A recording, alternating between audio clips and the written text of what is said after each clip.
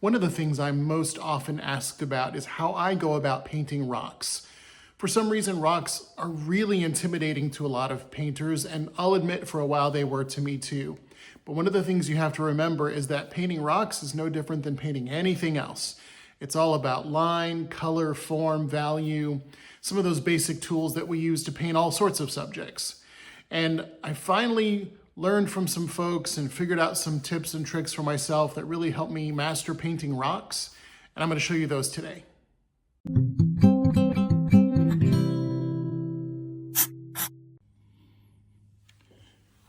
So I'm working here on a sheet of UArt sanded paper. This is 400 grit. I usually work on 500, but I've got some 400. One of the things that I like to make sure that I'm doing when I'm painting with rocks is to use a sanded surface, because to me, that grit in the paper really will help me get some texture that makes those rocks feel like rocks. So the first thing that I would do is just sketch out my shapes. I'll show you the reference photo that I'm working from. It's got some of my favorite elements. It's rocks, it's a small creek, there are some trees, some of them fallen. And I'm not really going to do a whole scene. I'm just going to do a little bit of a vignette here just to demonstrate. But I've got a few basic rock shapes here, and I'm going to use mostly some straight lines just to show you that despite the fact even rocks that are often rounded and made smooth because they've been under running water, or waterfalls or flowing creeks or rivers, very often when we paint rocks as rounded shapes like this, they don't really look like rocks. They look more like loaves of bread or potatoes or something, right? We've all painted those. I would encourage you to start by sketching out shapes of rocks with some straight edges. Even if some of their edges are mostly, rounded over because of water, find one or two edges that even in your own painting that you can make a straight edge. Maybe everything doesn't have to be a rounded edge, even if part of it's rounded. It's sort of those kinds of shapes on the top that we want to avoid. We don't want to do that. So the other thing for me that I think is important when painting rocks is to layer those rocks together, have them overlap each other. That is really great for composition and will help, avoid the fact that it looks like people have just left loaves of bread. So I'll paint over this, but in this reference photo, there's a bigger rock back here that's got kind of a hard edge to it, a straight line that comes down this way, and cuts down through here.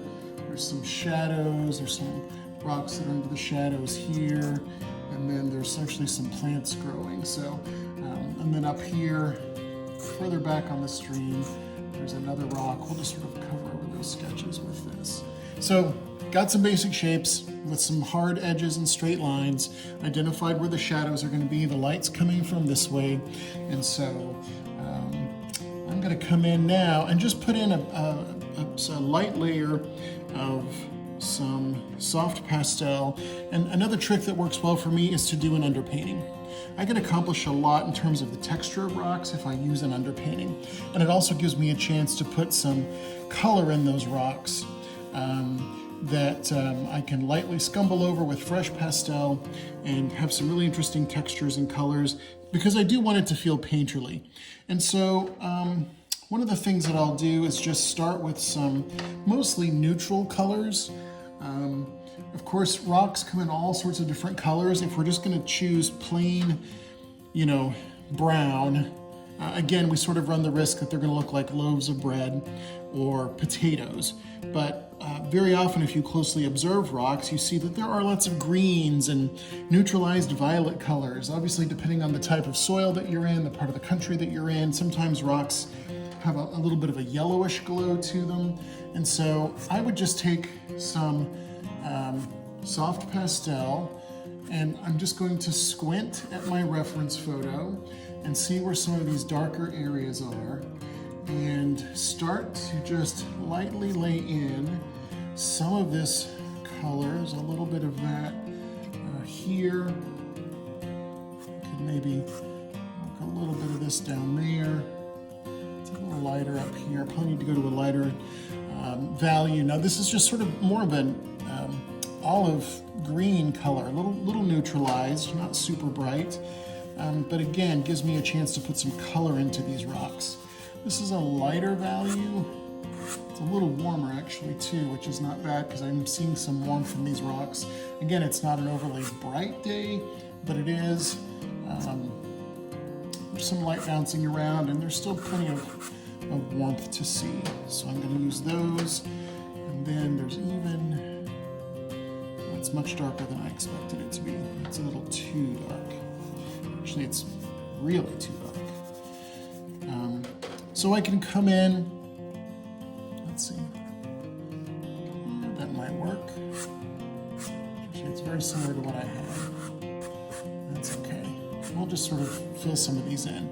And then what I might even do, because I'm seeing a little bit of green here and there, you know, little bits of moss or little bits of, you know, plant life that are sort of lichens and things that are kind of growing onto the rocks. I might even just drag a little bit of some of this kind of pale, cool green just here and there. It's the same value as that lighter color.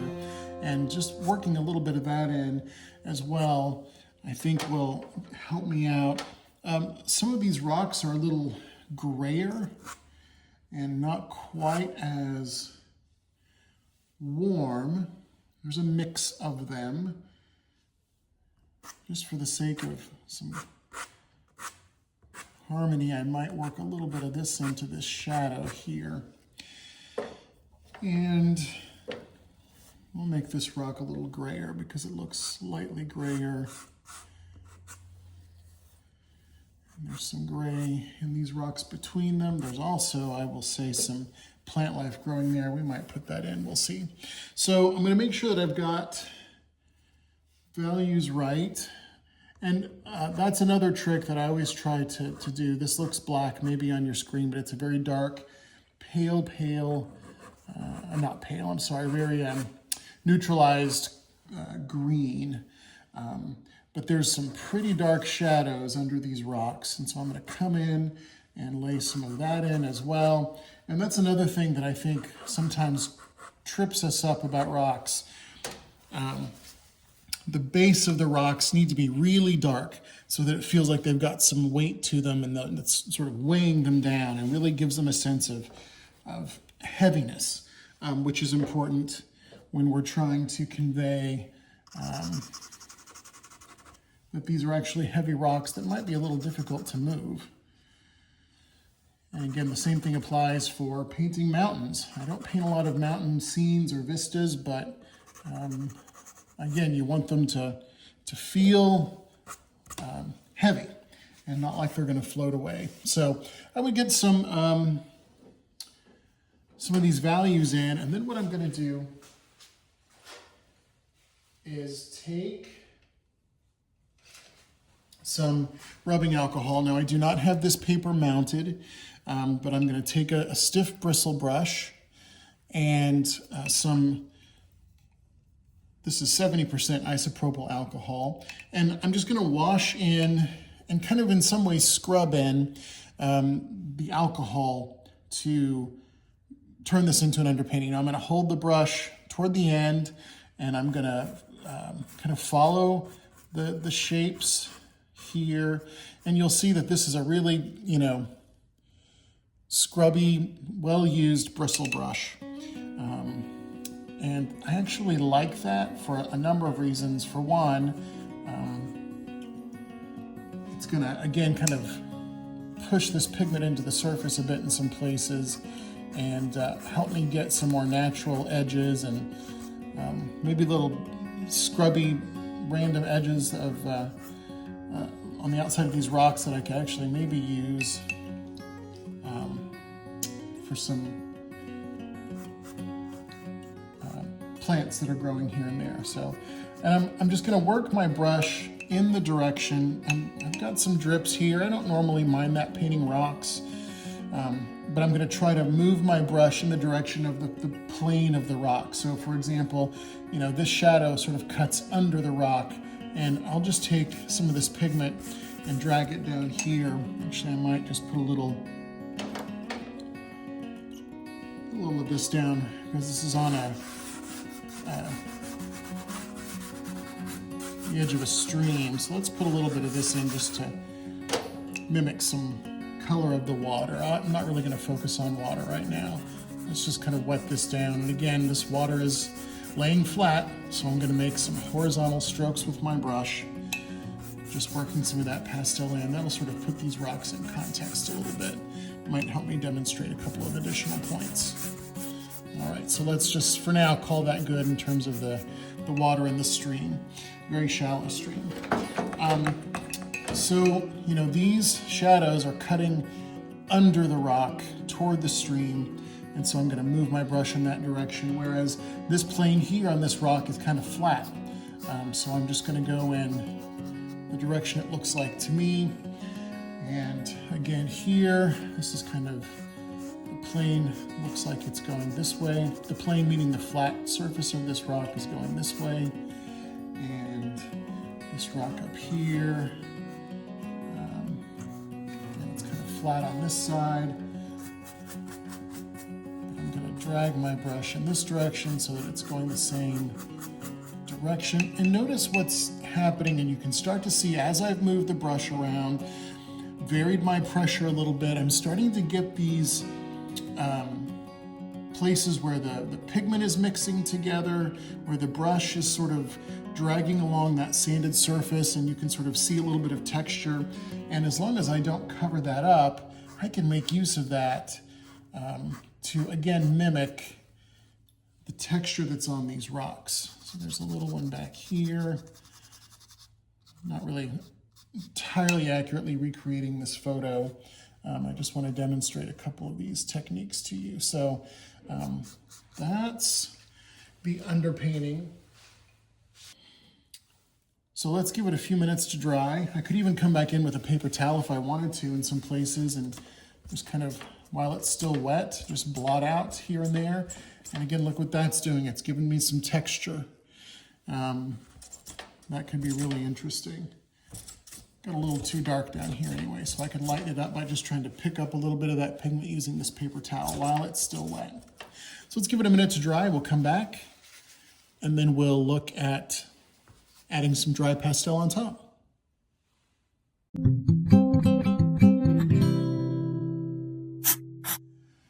So I've given this underpainting just a few minutes to dry. It dries very quickly. So if I touch it, it's dry. Nothing really comes off on my hands. That was from something earlier. And I'm taking this little bit of vine charcoal. I don't always do this, but sometimes I will come in and just lightly redraw. If some of these edges have gotten a little too blurry, a little too loose, I can come in and just lightly redraw them a little bit and define sort of where one rock ends and the next one begins. And I might even just slightly take my vine charcoal and just add a little bit here and there just to clarify some of the values a little bit.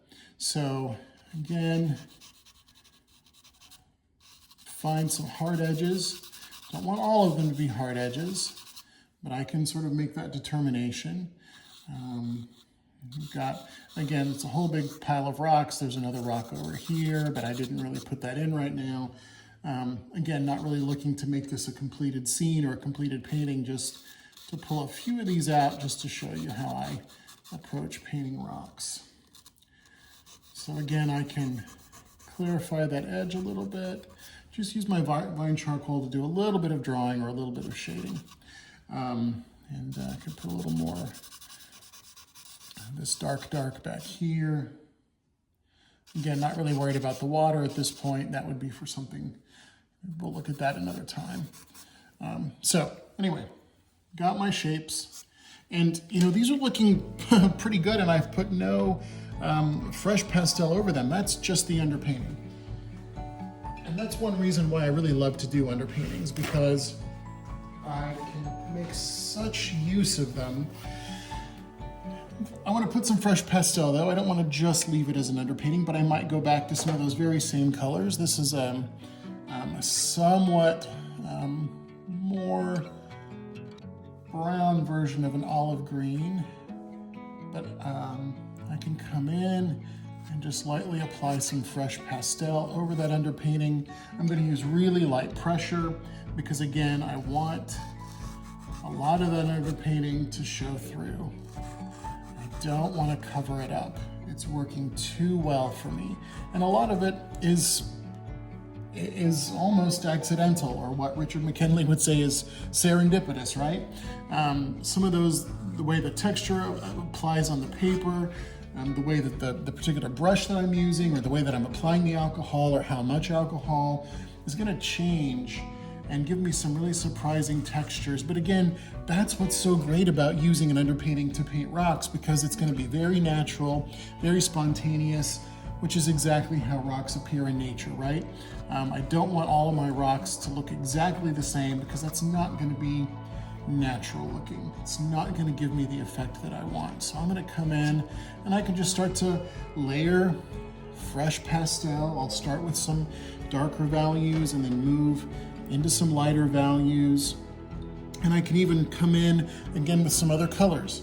And where I see some, either something growing on the rock or some reflection, some of the light bouncing around. I've heard there are a lot of trees in this scene, so there's a lot of green. I could maybe come in and just here and there to be a little painterly drag in some green colors. Very often what I'll do is if I'm painting a lot of, more tan rocks, also come in with a dusty red color like this. And just, even if I don't exactly see it in the photo, just to be a little painterly about it, I'll drag some of this into some of these darker areas, just so that at the closer that someone gets to looking at my painting, they're going to see some things that maybe from a distance they didn't quite notice. And I sometimes like to give them little color notes. Or down in this rock here that's a little more on the gray side, I could take something that's a little more of a dusty blue-violet color and just ever so slightly drag some of that over that shadow side. Again, sort of pushes that side back because cool colors recede, and it allows some of the warmth in the front to come a little more forward. And even though that's mostly a gray rock, there are some kind of yellowish brown, ochre qualities to it. It's getting a little more direct sunlight, so I could take this and just come over the front a little bit, and the same for this rock here. I haven't really defined this one very much. I could have lost it a little bit actually. That line comes out here. I can, again, just sort of drag my pastel over it. It's catching a little more direct sunlight. Same for up here. What are the light areas? What are the darker areas? Make use of those values. And just continue to build layers. And suddenly I've got some masses, some varying shapes that look like rocks. And if I want to come back in, I certainly can. And here I've got some, I won't even call them weeds. I'm not sure what they are. Some kind of plants that are growing between these rocks. I can work in some of these green leaves, especially over some of these shadow areas, and push those back a little bit, right? Start with my darker values. A little lighter here and there, because some of these are getting some direct sunlight, right? So I could, again, sort of give my viewers something else to look at. And there's some very, very faint, thin stalks of these plants, whatever they are, growing. So I might just indicate a few of them with this really light value. So it shows up a little bit. So some final details. So again, not a complete painting by any means, but just to give you a sense that painting rocks really is not difficult once you think about the value structure, the colors that you want to use, making it look painterly, using that underpainting to give you a sense of texture. All of those things will help you achieve some pretty believable looking rocks. I'm looking at this now before I wrap up. I didn't get this quite dark enough. I'm going to take this harder pastel and just come under here. This underside of this rock is pretty dark. And actually that darkness comes down into the water a little bit. So what I will do is I could take some of this pastel and then just drag it with my finger. And that would have been quite enough. I could probably get a little more of that because it casts quite a good shadow down there. This is just a new pastel, but something a little harder. A new pastel or Rembrandt, and again, because it's casting that shadow onto the water, but that water is horizontal, whereas the base of that rock is a little more up and down. So just some things to think about and play with as you're making rocks. And if you wanted to, finally, if you've got some rocks that have some little knots or cracks in them, or some little places that have been hollowed out by the elements, you can sort of draw a few of those in and soften them with your finger. These particular rocks that I'm looking at don't have a lot of those kinds of features to them, but I could just continue to build up my lights, layering on top of those darks, and have some really interesting texture and some different lines that definitely do not look like potatoes or loaves of bread. So I hope that's helpful as you're thinking about how to approach painting what can be an intimidating subject, but really, again, think about it like painting anything else, trees or clouds or mountain scenes or vases in a still life. Everything has line, and those lines create shapes which have values and colors assigned to them. Continue to look at your reference photo, build those layers, and again, an underpainting is helpful. Using a sanded paper is helpful. So give that a try and see if you have a little bit of an easier time painting some beautiful rocks in nature.